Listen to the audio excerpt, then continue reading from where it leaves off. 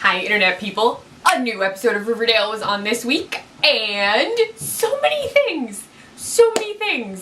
Okay, I feel like it's gonna happen every week. There were a lot of different plots, but they did relate them really well, which was nice. So, Jughead is starting his time at South Side High. He actually had to meet his peer counselor, Tony Topaz, secret serpent, because Jughead didn't actually know she was a serpent, but she totally is. Tony Topaz was actually revealed at Comic-Con. I think it was Comic-Con. She's supposed to be a bisexual character, but we haven't seen any relationshipy stuff. I already love Tony, so I would appreciate it if they would allow her to be a well fleshed out character, because I already like her and I need you to make her a good character, okay? Thank you. So we got to meet Tony Topaz and find out about some intense Southside Serpent stuff. So should I get into that now? No, I'm gonna wait. I'm gonna actually get to the core plot and then we'll come back to Jughead. The problem is when I do these, I really like Jughead's plots and I really like Jughead as a character, and now he has Tony's character in his plots and I'm appreciate. There's a lot of issues in which it's going to make it difficult for me to talk about the rest of the episode. So we're gonna move forward and I will come back to Jughead and Southside High. So Archie has decided to start this thing called the Red Circle because everyone has found out about Moose and Midge. Neither of them is dead. Moose shielded Midge, but he's just injured. Kevin was actually in the woods, which is a problem. And Midge found him, and they got an ambulance or whatever needed to happen. Everyone finds out because practice got canceled. Reggie's character is getting more screen time, so he and Archie are spending more time together. I don't know if that's supposed to speak to Archie not being as solidly good guy or not. I don't know. So he and Reggie talk and he does his thing and they decide to create the Red Circle because they want to protect the high school, because it seems like people who are connected to Archie are getting hurt. That's what Archie thinks. But he's like, we should watch out for the rest of the high school. So they create the Red Circle based on a comic book. And this is going to involve them doing patrols, and they wind up saving Ethel at a certain point from a creepy car. But beyond that, this is technically connected to creepy Black Hood, because with Moose in the hospital, Archie finds out that it was definitely the same guy, and now we're learning more about the Black Hood because he leaves a letter for Mrs. Alice Cooper. In the letter he reveals his connection. He has Fred's wallet and Mrs. Grundy's sunglasses. He doesn't have anything from Midge or Moose, but Midge and Moose could identify him. So in this letter he reveals that he's killing people who have done bad things, or he's attacking people who have done bad things. He shot Fred because he's an adulterer. He killed Mrs. Grundy because she was a pedophile. She was with Archie. And then Midge and Moose he shot because they were sexually active and on drugs because they were doing Jingle Jangle, which was apparently Midge's idea according to Moose. So that's all going on. I actually forgot Polly was in Riverdale still, and she decides she's going to leave. So little plot tie-up, Polly's out of town with her babies because she hasn't given birth yet. So ta-da! And away. So that happened. With all of that going on, there's also still a ton of other stuff. So Alice is trying to figure out what's going on, and then Kevin has been cruising in the woods, and Betty is not cool with it because that's literally where Midge and Moose got shot. He's trying to hook up with guys. It's a secret hookup spot. It's mentioned in the comic they did for Kevin, and Betty's like, you shouldn't be doing that, it's not safe, but he's like, no, I don't know what else to do, I'm trying to have a relationship, live a normal teenage life, and that's basically impossible in Riverdale.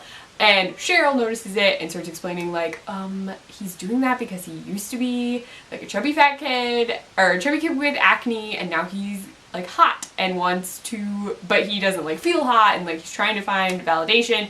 So this turns into Cheryl and Betty intervening on Kevin, who then has this epic speech that I teared up during Kevin's speech because he talks about how Betty doesn't understand anything because her world is perfect, and then Cheryl's except when she's dark, Betty, and he's yeah, and then you live out your BDSM fantasies or something. He's but I can't even explore my sexuality or anything in this town.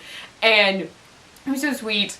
Well, that wasn't sweet. The next part's sweet. I jumped ahead. It's a really intense you don't understand what I'm going through situation, and it was really heartfelt, and I very much appreciated that scene because Betty, in the issue is that Kevin is the only queer character that was in the series, he's also still the only one in Riverdale, because even though Tony is specified as bisexual by the writers, she's in the South Side.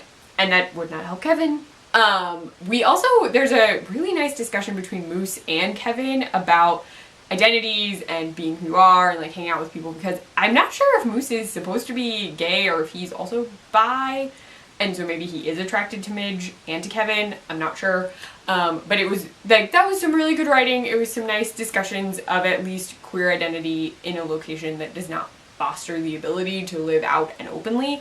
So that was really, really nice. And the moment with his dad was very sweet, because his dad's like, we don't talk about stuff and we should probably try and talk about it. Because he knows, but they don't discuss it. So that was very good. I very much appreciate Kevin's plots. I don't know what's going on with him and Moose. I don't. So let me see. I made notes this time. So while that was going on, Archie had dinner with the Lodges. That got real awkward real fast. Because Hiram is evil. Like, he and Hermione, my laptop is making noises. I did not realize the volume was still on. Hiram and Hermione, I don't know, like, she's warning Veronica about Hiram, and then Hiram basically threatens Hermione in this creepy, like, I'm zipping up your dress, but also don't screw up my relationship with my daughter. I was like, what is happening here? So that's not okay. Really creepy. He also is the one who fosters the idea in Archie that he should use terrorism and fear to get to the Black Hood, because that's what the Black Hood is doing. And I was like, what? Don't tell the youth, while giving them rum. Like, he literally gives him rum, and I'm like, okay, Hiram, cool. You're really good at parenting. Veronica also wants to now be part of the business as like an actual partner. She like is a shareholder and she wants to make it official. Then back with Jughead. All of Jughead's stuff is that he's adapting to being at South Side. He wants to restart the paper. His English teacher checks out his work. He does like restart the paper. He's researching Jingle Jangle, which is this drug, which is apparently coming in through the South Side. Like, literally people are doing Jingle Jangle in the hallway while he's walking around, and Tony tells him, like, the ghoulies are connected to that. Like, that's not the serpents. The serpents don't deal drugs, apparently. But the ghoulies are this super creepy other gang that even has, like, rumors of cannibalism. And they, like, have a dude, like, with bleached blonde hair, like, looking at him, like, me. But he and Tony are actually going to be working together. Betty comes at a certain point, and there's like this nice little scene where there are coffee pots, and it's cute. But then Jughead stays late, and when he's there, he goes to leave, and he's actually locked in the building, and there's someone else there. Like, you see someone else. Then, while he's like running, he gets attacked by what looks like a dog person. Hint, hint. So there were teases that they're going to do Jughead the Hunger. I think that's what it's called. I've read it. I actually have a copy, like the first volume of it. I have Afterlife with Archie, and I have the first issue of the series. Maybe it's only a one shot. But there's an Archie universe where Jughead is a werewolf and Betty is a werewolf hunter. I've actually talked about it on here before, but they like teased that it, like something about it a while ago, and this seemed similar. He actually gets attacked by his own dog in the comic, so I don't know. It was apparently a ghoulie, but if there are hints of cannibalism, maybe there's hints of like, the ghoulies are werewolves. I don't know. But it was really cool because I was like, ooh, I liked that comic. I really did. So that would be cool to see, like, if they did a very, like, spooky episode. Next week's episode is The Town That Dreaded Sundown, I think, which is based on a horror movie, so maybe it's going to be super, super creepy. But it was very cool to see Jughead possibly leading into his werewolf persona. I love Jughead so much. I really do. Just so much. Just his character, I want to protect him from all of the awful things, and now he has Tony, and I'm like, Tony, you protect my loner child. You do that. This is the only series where I get that weird, like, my child! For him and for Kevin, because I thought Kevin got stabbed in this episode, and I was like, no, we will not kill gay characters, Riverdale. We will not do it. I will find you. So I was, like, freaking out about that. The other thing that I really wanted to comment on, oh my goodness, the video that Archie filmed to, like, get at the Red Hood was, oh my, it was shirtless dudes flexing their muscles while wearing red hoods. Like, I was like, this shooting choice is interesting because literally all I could think of was that it looked like some kind of creepy, like, come to our all-male strip club kind of situation. Like, I was like, those hoods are very porny. It was real awkward, like, while I was watching it. I was like, Archie, could you rethink your thoughts? And then, like, Dilton Doily didn't even say anything. I'm like, dude, come on. You were, like, carving a steak. You haven't noticed this is weird? Maybe he hasn't. Anyway, so random thoughts on the episode. There you go. That was more recap than thoughts, but I'm excited to see Tony and Jughead.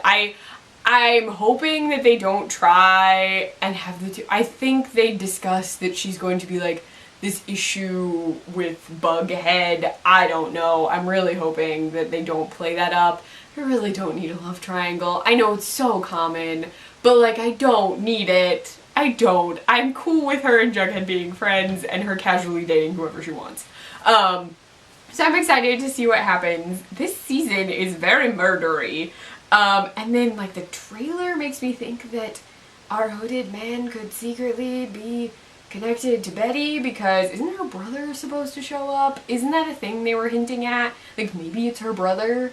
Maybe. It would make sense, I think, personally. Anyway, leave me your Riverdale thoughts in the comments below or on Twitter. I'm at CleffNotes. You can find me on my blog, cleffnotes.wordpress.com. I write for the Nerdy Girl Express, the nerdygirlexpress.com, and are on their Snapchat, the Nerdy Girl EXP. Bye, internet people.